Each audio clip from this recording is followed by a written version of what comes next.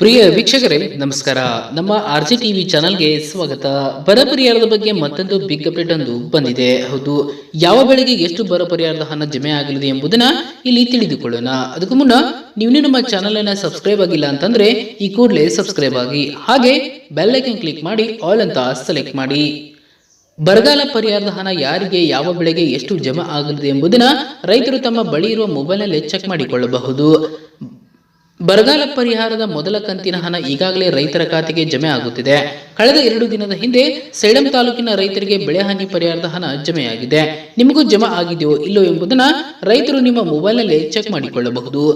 ರಾಜ್ಯ ಸರ್ಕಾರದಿಂದಲೇ ಮೊದಲ ಕಂತಿನಲ್ಲಿ ಅರ್ಹ ರೈತರಿಗೆ 2,000 ರೂಪಾಯಿಗಳವರೆಗೆ ಪರಿಹಾರದ ಹಣವನ್ನು ಬಿಡುಗಡೆ ಮಾಡಲಾಗಿದೆ ಎಂದು ಹೇಳಿದ್ದಾರೆ.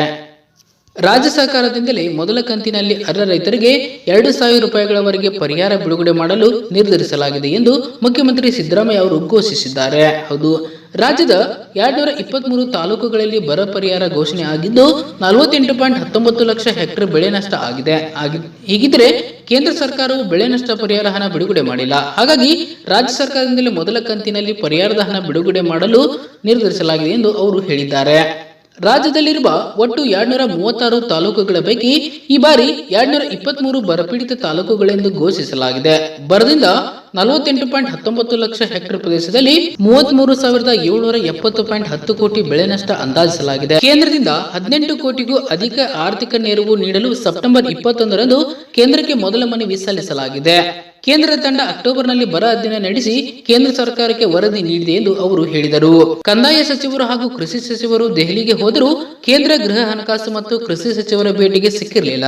ಹೀಗಾಗಿ ಅಧಿಕಾರಿಗಳನ್ನ ಭೇಟಿ ಮಾಡಿ ಬರ ಪರಿಸ್ಥಿತಿ ವಿವರಿಸಿದ್ದಾರೆ. ಆ ಬಳಿಕ ಹಣಕಾಸು ಸಚಿವರನ್ನ ಕಂದಾಯ ಮತ್ತು ಕೃಷಿ ಸಚಿವರು ಭೇಟಿ ಮಾಡಿ ಮನವಿ ಸಲ್ಲಿಸಿದ್ದಾರೆ ಎಂದು ಅವರು ಹೇಳಿದರು. ಕೇಂದ್ರ ಸರ್ಕಾರ ಪ್ರತಿ ಹೆಕ್ಟರ್ಗೆ ಮಳೆಯಾಶ್ರಿತ ಬೆಳೆಗೆ 8,500 ರೂಪಾಯಿ ಹಾಗೂ ನೀರಾವರಿ ಬೆಳೆಗೆ 17,000 ರೂಪಾಯಿ, ಬಹುವಾರ್ಷಿಕ ಬೆಳೆಗೆ 22,500 ರೂಪಾಯಿ ಪರಿಹಾರ ನಿಗದಿ ಮಾಡಿದೆ.